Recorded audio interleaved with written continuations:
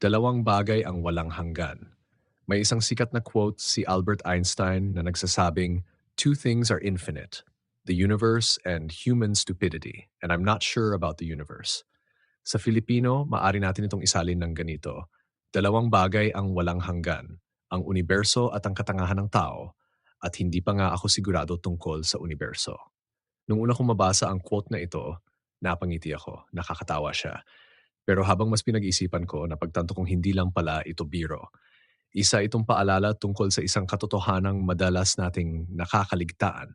Hindi sinasabi ni Einstein na bobo ang lahat ng tao. Ang tinutukoy niya ay ang kakayahan nating gumawa ng mga desisyong alam na nating mali, ngunit inuulit pa rin natin.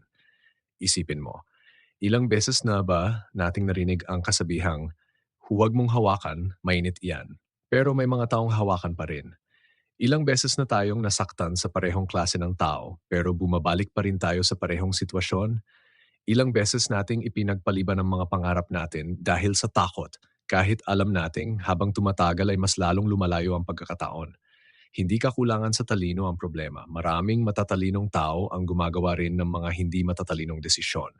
Ang tunay na kalaban ay ang ating ego.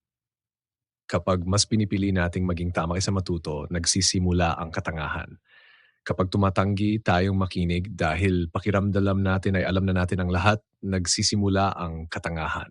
Kapag hindi tayo marunong umamin ng pagkakamali, nagsisimula ang katangahan. Napakaraming impormasyon ngayon. Sa isang pindot lang ng cellphone, maari tayong matuto ng halos kahit ano. Ngunit sa kabila nito, bakit parang dumarami pa rin ang maling impormasyon? Bakit maraming madaling naloloko? Dahil hindi sapat ang impormasyon. Kailangan din ng pagpapakumbaba. Hindi sapat na matalino ka. Kailangan marunong kang magsabi ng baka mali ako. Sa tingin ko, isa ito sa pinakamahirap sabihin. Napakadaling magsabi ng opinyon. Napakahirap magsabi ng pasensya na, nagkamali ako. At alam mo ba, ang taong marunong umamin ng pagkakamali ay hindi mahina. Siya ang tunay na malakas. May isa pang anyo ng katangahan na madalas nating ginagawa. Ito ang paghusga sa tao nang hindi pa natin siya lubos na kilala. May nakita lang tayong isang post sa social media. May narinig lang tayong isang tsismis. May isang pagkakamali siyang nagawa at agad nating hinuhusgahan ang buong pagkatao niya. Parang isang pahina lang ng libro ang nabasa natin, tapos akala natin alam na natin ang buong kuwento. Hindi ba't ginagawa rin natin minsan iyon? Isa pa, minsan ang katangahan ay hindi kawalan ng IQ, kundi kawalan ng disiplina. Alam natin kailangan nating matulog ng maaga, pero nagpupuyat pa rin. Alam natin kailangang mag-ipon, pero bili pa rin ng bili ng hindi kailangan. Alam natin kailangang humingi ng tawad, pero inuuna pa rin ang pride. Alam natin kailangang magpasalamat, pero reklamo pa rin ang unang lumalabas sa bibig. Hindi problema ang kaalaman, problema ang hindi pagsasabuhay ng alam na natin. Napakarami nating alam. Kaunti lang ang ginagawa. At marahil dito pumapasok ang tunay na karunungan. Hindi nasusukat ang talino sa dami ng librong nabasa, hindi sa dami ng diploma, hindi sa taas ng posisyon. Ang tunay na karunungan ay makikita sa mga simpleng desisyon araw-araw. Marunong ka bang makinig? Marunong ka bang magpatawad? Marunong ka bang tumanggap ng puna? Marunong ka bang baguhin ang sarili kapag kinakailangan? May isang kasabihan na nagsasabing, ang matalinong tao ay natututo sa sariling pagkakamali. Ang mas matalinong tao ay natututo sa pagkakamali ng iba. Napakaganda nitong pag-isipan. Hindi natin kailangang maranasan ang lahat ng sakit bago tayo matuto. May mga aral na maaari na nating kunin mula sa karanasan ng ibang tao. Kaya mahalagang magbasa, mahalagang makinig, mahalagang makipag-usap sa mga taong may karanasan. Dahil bawat kuwento ng buhay ay maaring maging babala o gabay. Pero may isa pang bagay na gusto kong idagdag. Huwag nating gamitin ang quote ni Einstein para kutsain ang ibang tao.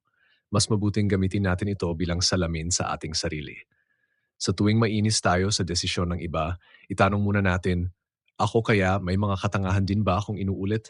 Sa tuwing gusto nating ituro ang mali ng ibang tao, itanong muna natin, ano ang kailangan kong itama sa sarili ko? Sapagkat ang pagbabago ng mundo ay nagsisimula sa pagbabago ng isang tao. At ang taong pinakamadali nating mababago ay hindi ang ating kapitbahay, hindi ang ating katrabaho, hindi ang ating asawa, hindi ang ating kaibigan, kundi ang ating sarili. Kung bawat isa sa atin ay magiging mas mapagpakumbaba, mas mapagmasid at mas handang matuto, baka unti-unting lumiit ang tinutukoy ni Einstein. Marahil hindi mawawala ang katangahan sa mundo. Ngunit mababawasan ito kung bawat isa ay pipiliing maging mapanuri kaysa padalos-dalos, maging mausisa kaysa mapanghusga, maging magpakumbaba kaysa mapagmataas. At higit sa lahat, piliing matuto araw-araw. Dahil ang karunungan ay hindi destinasyon. Isa itong panghabambuhay na paglalakbay. Kaya sa pagtatapos ng ating pag-uusap, nais kong iwan sa inyo ang tanong na ito. Ano ang isang maling paniniwala, masamang ugali o paulit-ulit na pagkakamali na maaari mong iwanan simula ngayong araw? Baka iyon na ang simula ng tunay na karunungan. At baka iyon rin ang paraan upang patunayan na bagamat maaaring walang hanggan ang universo, hindi kailangang maging walang hanggan ang ating mga pagkakamali.